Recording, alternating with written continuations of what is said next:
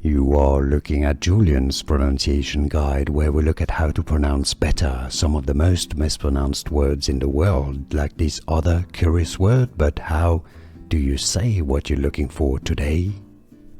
Alright, let's learn once and for all how to pronounce this name, the name of this manga or anime series from Japan. So we need to learn the Japanese pronunciation, and we need to understand why it's pronounced this way.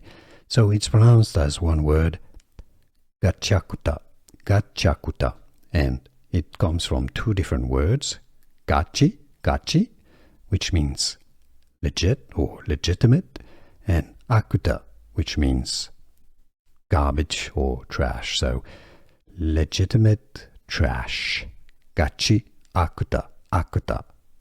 Overall, Gachiakuta, Gachiakuta is how you pronounce it in Japanese.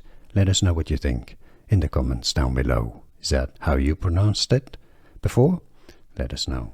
Here are more videos on how to pronounce more confusing words and names too many mispronounced. Like this video if you found it useful. I appreciate your support. I'll see you soon, and thanks for watching.